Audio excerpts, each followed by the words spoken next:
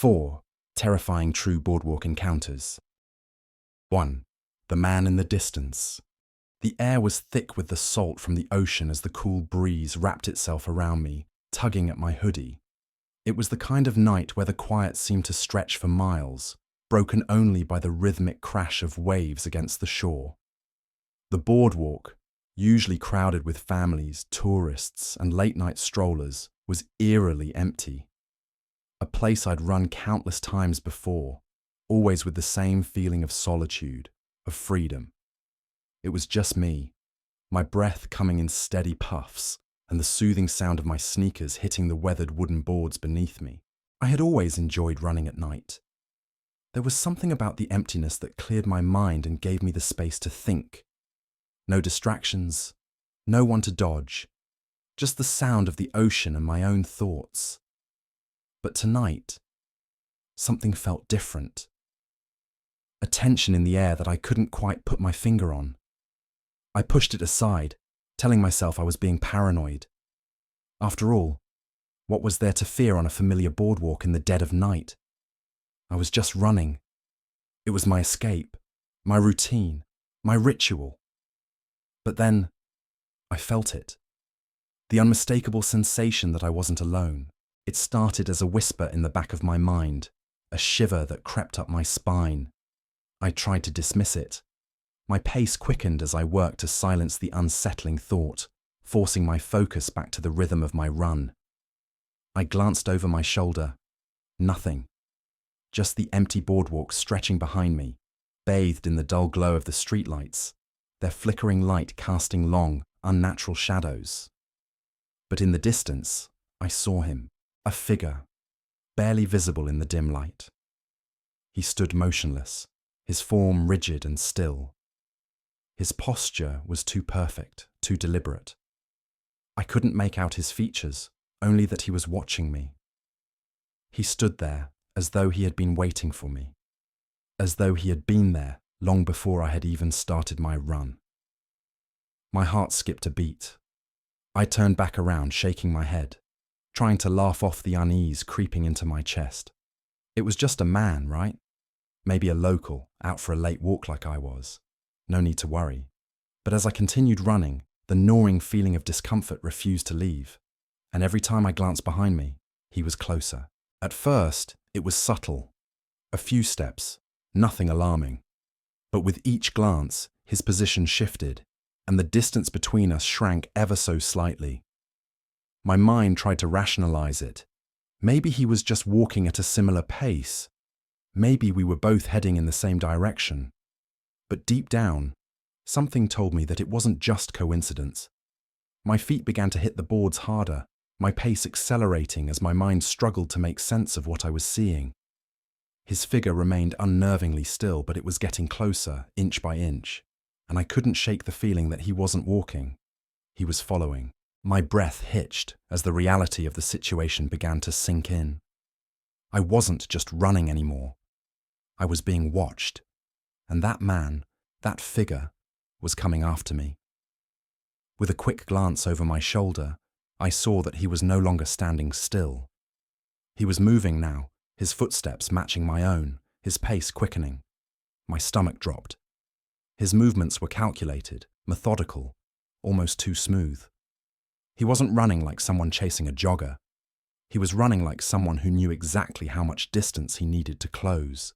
Someone who had been waiting for this moment for longer than I cared to think about. Panic surged through me, my legs pumping faster, my breath coming in ragged gasps. I couldn't stop.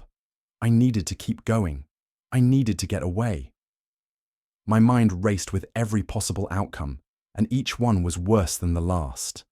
I turned the corner, pushing myself harder, faster, desperately trying to make it to the end of the boardwalk where I could escape. But the fear inside me, that gut-wrenching fear, only made me run faster, each step feeling heavier than the last, as if the weight of my fear was slowing me down. The boardwalk felt endless, stretching farther and farther into the dark horizon, as if it was mocking me. I knew I wasn't alone anymore. I could hear his footsteps, the steady, unwavering rhythm of his pursuit, matching mine with an eerie precision. It wasn't just a chase, it was a game. He was toying with me, letting me think I could escape, but slowly tightening the noose with every passing second. Then, out of nowhere, I saw the end of the boardwalk. My car, my sanctuary, my only chance at safety. My heart surged with hope, and for a moment, I thought I might actually make it. But as I neared the car, something inside me twisted. I didn't dare glance behind me, but I could feel him getting closer. Closer still. He was right there, behind me, just out of reach. I fumbled for my keys, my hands shaking uncontrollably. I finally unlocked the door, threw myself inside, and slammed it shut. I couldn't even get the engine to start at first. Panic flooded me, thick and suffocating, but finally the car roared to life. I slammed my foot down on the accelerator and sped out of the parking lot, my heart pounding in my ears. I didn't dare look back. I couldn't look back. But even as I drove, I felt his presence, that feeling of being hunted. And just as I made the turn to leave the boardwalk behind, I caught a glimpse of him. He was standing in front of my car. In the split second it took for me to register what I was seeing, I slammed on the brakes, the car screeching as it skidded to a stop. He was there, right there, in the middle of the road, facing me, his face obscured by the hood of his dark sweatshirt. I couldn't see his eyes, but I could feel them on me. The same unnerving stillness that had clung to him on the boardwalk now seemed to emanate from him, like he was waiting for me to do something, anything. In that moment, I understood. I hadn't just outrun him. I had outsmarted him. I had made it out. And in that brief encounter, I realized that he wasn't just a man. He wasn't just a figure. He was something darker, something more dangerous. And he had been waiting for me to make a mistake. I put the car in reverse and sped away, my hands still trembling on the wheel. The boardwalk, the man, the chase, they all felt like something out of a nightmare. But the worst part? I knew he was still out there, somewhere, waiting for the next person to walk into his trap. And I couldn't help but wonder, would anyone else be foolish enough to run that same stretch of boardwalk again? Would they make the same mistake I did? As I drove away, I could still hear his footsteps. Even though I was miles away, those footsteps, that steady rhythm, stayed with me, echoing in my mind.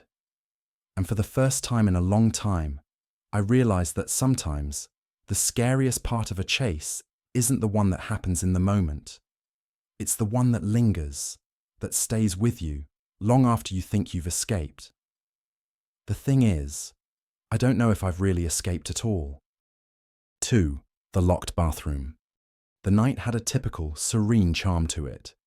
The salty air of the beach seemed to wrap itself around me like a blanket as I walked along the boardwalk with some of my closest friends. The ocean was an endless expanse of dark water, the sound of the waves crashing against the shore, lulling us into a peaceful, almost surreal state. We had spent the evening gathered around a bonfire, the flickering flames dancing in the summer night as we laughed and talked about everything and nothing. The world felt far away from the chaos of daily life, and for a moment, it was as if time had slowed down just for us. After a few drinks, the laughter began to fade, and reality crept back in, demanding attention. The sudden, pressing need to use the restroom took me by surprise. I had been enjoying the calm of the evening, but now I found myself in a more familiar predicament. I told my friends I'd be back in a minute and made my way towards the nearby public bathroom. It was a small structure, old and run down, tucked just off the boardwalk. I had passed it dozens of times before, never giving it much thought. It wasn't in use by many, so it had a strange, forgotten quality to it. But at that moment, it felt like my only option. I pushed the door open with a soft groan. Immediately, the stale air hit me, heavy with the scent of mildew and something I couldn't quite place, something pungent, something wrong. I recoiled for a second, but necessity outweighed discomfort, so I stepped inside. The space was dimly lit, with a single flickering bulb casting long shadows along the walls. I was used to the smell, the disrepair. It wasn't much, but it was functional, and at that moment, it was the only thing I could focus on. The floorboards creaked beneath my feet as I walked to the farthest stall, the one in the back corner. The door was cracked open, and I shoved it open as I entered, expecting to be alone. I didn't think twice about it. The beach town was quiet tonight. It felt like the whole world was asleep except for us, wandering around the edges of the night. But then, just as I was about to lock the stall door behind me, I heard it. A faint, unsettling creak, one I hadn't noticed before. My heart skipped a beat as I froze. The bathroom door had opened. It wasn't a gust of wind or a loose hinge. It was the unmistakable sound of someone entering. I waited, straining to hear. My first thought was that maybe someone had come in after me, but as I listened, it became apparent that this was no ordinary bathroom visit. The footsteps that followed were slow, deliberate, but also uncomfortably soft, as though the person was trying not to make any noise, like they were aware of something that I wasn't. I waited, stilling my breath, listening to the movement outside. I could feel my pulse quicken, and then I heard it. The footsteps didn't stop. They circled the bathroom as if the person was walking in a perfect, repetitive pattern, around and around. It wasn't random. It wasn't hurried. It was calculated. The air seemed to grow heavier with every step they took. My mind spun with possibilities. Maybe someone had come in to clean. Maybe they were looking for something. But deep down, I knew it wasn't that. It couldn't be. The footsteps grew louder, the pacing closer. Each step seemed to echo, more distinct, more deliberate.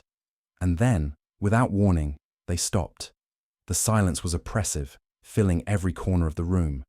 It felt like the space had suddenly closed in on me, suffocating me. My eyes darted around the stall, looking for anything that could explain this.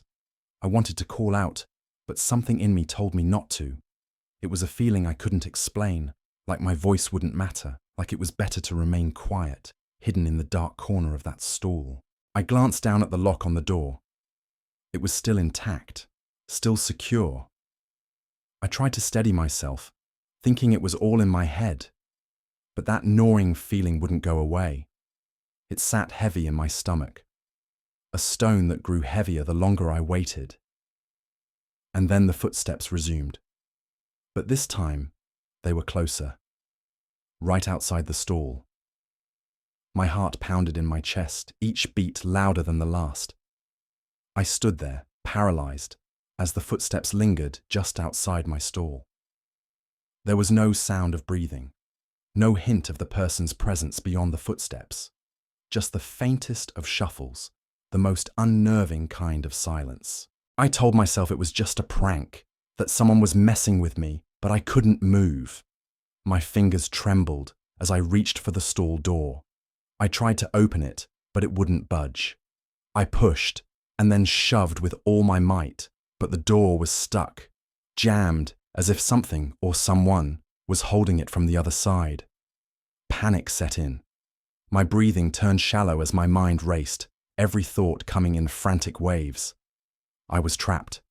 The bathroom door, the windows, the walls. It felt like the room was closing in on me. I shoved again, harder, my body pressing against the cold metal as if I could force it open by sheer willpower. Nothing. It wouldn't move. The more I struggled, the more it felt like I was locked in with whatever was waiting for me. Suddenly, the footsteps were right there, at the door, right outside. I could feel the presence of something, someone, but not a person, in the way I understood it. The kind of presence that makes the air feel heavier, darker. I held my breath, not daring to make a sound. I didn't want to know who or what was out there. In a moment of blind panic, I slammed my shoulder against the door with everything I had. The stall door cracked open just enough for me to tumble out onto the bathroom floor. My body hit the cold tile with a thud, but there was no time to focus on the pain. I scrambled to my feet, my heart racing wildly. I rushed towards the exit, desperate to escape. But as I grabbed the bathroom door handle, something stopped me dead in my tracks. The door wouldn't open. I twisted and turned it, my hand slipping in the sweat of my own fear. It wouldn't budge. I could feel the cold metal under my fingers, and yet it was as though something invisible was holding it shut from the other side. The panic surged, choking me, but I wasn't thinking straight anymore. My only thought was to get out. I looked around frantically, my mind searching for any way to escape. And then I saw it, the small, grimy window near the ceiling. I didn't care how dirty or disgusting it was. I didn't care about anything but getting out. I scrambled onto the sink below, my legs shaking as I forced the window open. My body hurt as I squeezed through the narrow space, every movement frantic, every breath ragged. I dropped down onto the boardwalk below with a hard thud, my knees scraping against the rough surface. I didn't stop to look around or to check if anyone had seen me. I didn't care. I just ran until I couldn't hear the footsteps anymore, until the sound of my breath was the only thing filling the night air. But when I finally stopped and dared to look back, I saw it. The faintest shadow, lingering in the corner of my vision. The bathroom door swung open, but no one was there. There was nothing, just the emptiness of the night. Yet, somehow, I knew. I wasn't alone. Someone had been watching me the entire time, and the fear that had settled in my chest, the feeling that someone had been waiting for me, was only just beginning to unravel in my mind. I never went back to that bathroom. Never again. But the image of the door swinging open without a soul in sight haunted me for weeks. The shadow, lingering beyond the door, was always there, just out of reach, always watching. And I could never shake the feeling that whatever had been waiting for me that night was still out there, somewhere, lurking in the dark. 3. The abandoned fire. The last night of summer at my grandparents' beach house should have been peaceful, a perfect way to close out the season. The air had a crispness to it that only the end of summer could bring, and the salty scent of the ocean lingered, filling my lungs with every breath. I had spent the evening with my cousins, laughing around a bonfire by the shore, but as the night wore on, I felt an undeniable pull inside me, an urge to be alone, to walk off the lingering effects of the fire and the conversations that were beginning to fade into the background. The boardwalk was nearly empty as I wandered along, the echoes of my footsteps the only sound other than the occasional call of a distant seagull. Most of the tourists had left by now, and the usual energy of the place had slipped away with them. It was quiet, a rare moment of solitude in a place that was usually bustling with people. The air, still thick with salt and seaweed, felt heavy, almost oppressive in its calmness. It was during this walk that I saw it, a thin trail of smoke rising from behind a distant dune. The beach was closed after dark, and there were no bonfires allowed, so I immediately felt a sense of unease. I knew I should turn around, ignore the smoke, and get back to the house. But the pull of curiosity was too strong. The instinct to find out what was happening, to investigate this strange anomaly in the night, won out. Against my better judgment, I moved toward the smoke, my feet leading me closer and closer to whatever was behind that dune. As I climbed the soft sand, each step taking me higher up the slope, my heart began to pound in my chest. The sound of the waves crashing below me, the familiar rhythm that had always been so comforting, now felt distant, like it was coming from another world entirely. I reached the top of the dune and looked out over the other side. What I saw made my blood run cold. There, in the middle of the dark beach, was a bonfire still burning, the flames dancing brightly against the otherwise pitch-black night. But it wasn't the fire that made my stomach drop. It was the sight surrounding it.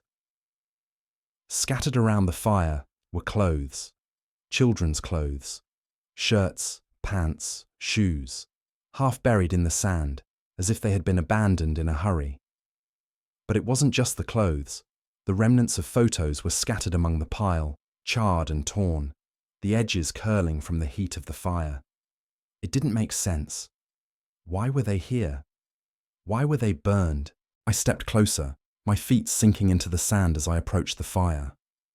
I couldn't take my eyes off the clothes, my mind racing with questions I couldn't answer. And then, as if my thoughts had summoned it, I noticed one of the photos still clinging to its original shape. It was a boy, no older than me, his face hauntingly familiar. He looked almost like a younger version of me, or at least like I might have looked years ago. The photo wasn't completely destroyed, and despite the blackened edges, his eyes were clear, eyes that looked just like mine.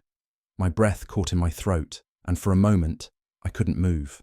A cold shiver ran down my spine. My mind tried to rationalize what I was seeing, but the thought that kept repeating itself, the one that I couldn't shake, was that this boy, this child in the photo, was me, or someone who looked exactly like me. I froze in place, unable to tear my eyes away from the image. That's when I heard it, a voice, rough and deep, shouting from the darkness beyond the fire. "Hey, kid!" My heart stopped. I whipped around, searching the shadows, trying to make sense of the voice. Through the gloom, I could make out a figure stumbling toward me. A man, his movements unsteady, his gait resembling that of someone drunk or disoriented. He was bald, his face obscured in the dim light, but his voice, so raw, so desperate, echoed in my mind. "Don't you go anywhere!" A surge of adrenaline hit me, and before I even knew what was happening, my body was moving, running as fast as I could across the dunes, my heart pounding in my chest. My legs were heavy, the sand slowing me down, but I couldn't stop. I couldn't let him catch me. The voice had terrified me, but it wasn't just the sound of the words. It was the tone, the malice that hung in the air like an invisible weight, the feeling that something was very wrong. I glanced over my shoulder just as I reached the base of the dune. The man was getting closer, stumbling, but with a terrifying determination. His presence was like a shadow hanging over me, his steps coming faster, closer. Panic surged through me. I could feel my breath coming in ragged gasps, my legs screaming with exhaustion. But I couldn't stop. I had to get away. I had to escape. But then, as I neared the base of the dune, I felt it. A cold, clammy grip on my ankle. My skin crawled as fingers, cold and bony, dug into my flesh. Nails scraping against my skin, pulling me back. A scream tore itself from my throat as I kicked, my foot connecting with something soft, but I didn't care. I just wanted to get free. I kicked again, harder this time, and the grip loosened. With all my strength, I wrenched my leg free, stumbling forward, my heart hammering in my chest. I didn't look back. I couldn't. My instincts took over, and I sprinted faster than I had ever run in my life, my feet pounding against the ground. My breath was ragged, my body aching, but I didn't stop. I could hear him behind me, his uneven footsteps chasing me, getting closer. I pushed myself harder, my mind blank except for one thought: get away. Finally, I saw the faint glow of the porch light from my grandparents' house in the distance. I was almost there. My legs burned, my chest ached, but I didn't care. I reached the front door, gasping for air, and slammed my hand against the doorbell, pleading for someone, anyone, to open it. The seconds felt like hours as I waited, the sound of my heart pounding in my ears louder than anything else. When the door opened, I rushed inside, barely able to speak. My grandparents were startled by my panicked state, but they quickly ushered me in. I tried to explain what had happened, the fire, the clothes, the photos, but my words were jumbled. It was as though my mind couldn't process everything fast enough. My grandfather looked out the window, but there was nothing to see. The beach was silent, empty. I tried to shake it off. The night felt like a nightmare, but when I climbed into bed, I couldn't escape the image of the boy in that photo. His face, it was too familiar. I couldn't get it out of my head. The feeling that somehow, I was connected to whatever had happened out there, that something more sinister had occurred in that empty, desolate stretch of beach. It was a gnawing feeling, one I couldn't shake. And even though the events of that night were far behind me, the memory of that face, the boy who looked like me, still haunted me. For weeks after, I couldn't sleep without wondering, who was that boy? Why did he look like me? And why had I stumbled upon that fire, those clothes, just as if I were meant to? I never spoke about it again, but the question lingered in my mind, unanswered. And even now, when I return to that beach, the memory of that night is always with me, hiding in the shadows, waiting for the moment I might uncover more of the truth. 4. The Watcher Under the Boardwalk. The boardwalk is a place I've always found comforting. It's an extension of the beach, a place where you can feel both the sea breeze and the pulse of the town, a town alive with the laughter of tourists in the summer. But come the off-season, everything changes. The once bustling street falls silent. The shops are boarded up, the restaurants are closed, and the vibrancy that defined the place fades into a hushed, empty shell. The sand stretches endlessly along the shore, and the ocean churns, relentless as always. The boardwalk itself, now worn and deserted, feels more like a ghost of its former self. There's an eerie tranquility about it during the off-season, a kind of peace that unsettles more than it reassures. The stillness feels like something's been left behind, forgotten or abandoned. It was one of those nights when the air had a chill to it, a reminder that the warmth of summer was fleeting.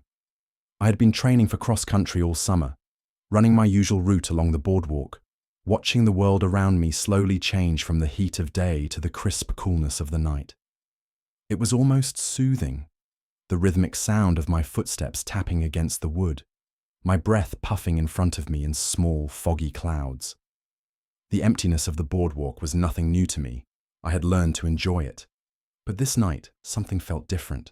As I ran, I felt a flicker of something in the corner of my eye. It was too quick to be sure. Just a dark shape moving under the boardwalk. It didn't feel like the wind, or some errant shadow cast by the flickering streetlights. I turned my head to glance, but it was gone before I could confirm what I had seen. My heart thudded just a little bit harder. I shook it off, thinking it was my mind playing tricks on me. After all, the boardwalk wasn't exactly a place for normal, everyday people at night. It was the kind of place where stray animals or the occasional drunk would stumble by. But as I continued, the uneasy feeling gnawed at me.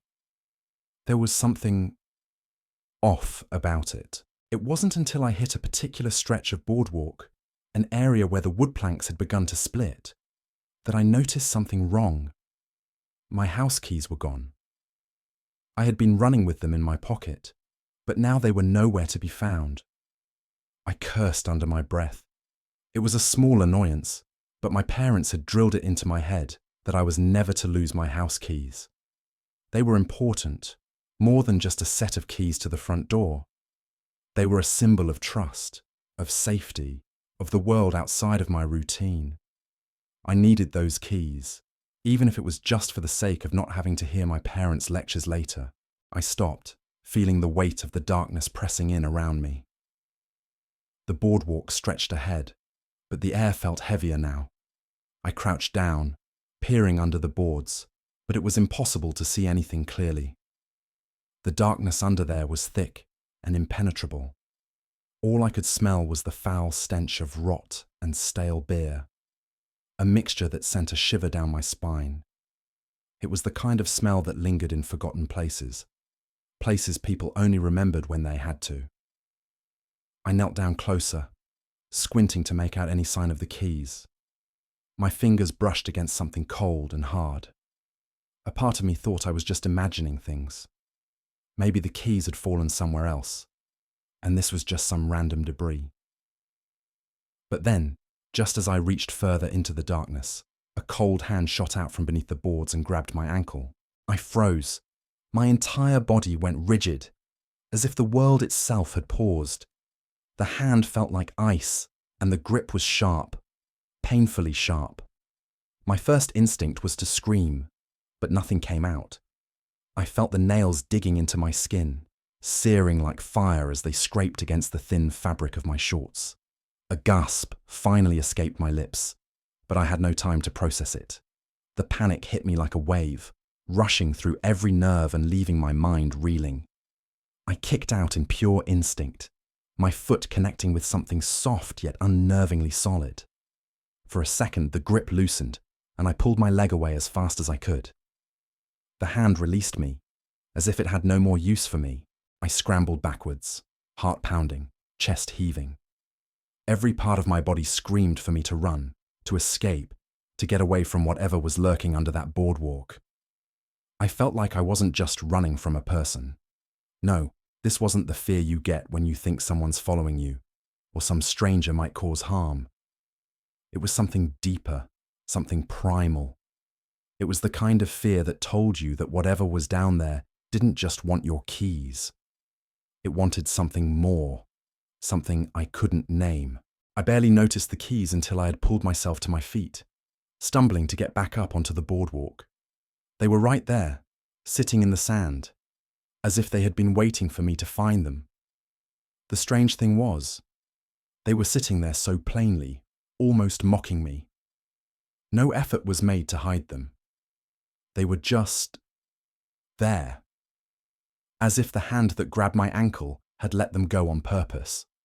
Knowing I would eventually get distracted and look in the wrong place, I grabbed the keys and didn't stop to examine them. I shoved them into my pocket, my fingers trembling as I did. I turned back toward home, but the feeling of being watched never left. My feet hit the boards with an urgency I hadn't known before. I ran, and this time I didn't look back. I could still feel that strange, heavy presence behind me, following me even though I was sprinting. The world felt different.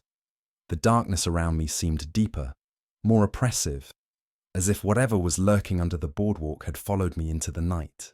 When I finally made it back home, my heart was still racing. The silence of the house felt deafening, as though it was mocking me for daring to be so close to something that I wasn't meant to understand. I tried to push the feeling away, telling myself that I was just tired, that it was all just my imagination. But deep down, I knew something had happened out there. Something I couldn't explain, something I wasn't ready to confront. And it left me with a question that would linger long after I was safely in my room, alone. What was down there? And why did it feel like I wasn't just running from a person, but from something much worse? I never went back to that part of the boardwalk again, not even in the daylight. Every time I walked past that stretch, my gaze would inevitably flicker to the shadows beneath the boards, and the hairs on the back of my neck would rise. It wasn't just the memory of the hand that grabbed me. It was the certainty, the absolute conviction that I hadn't just run from a person, but from something far darker, something that was waiting for me, something that, even now, I can't shake from my mind.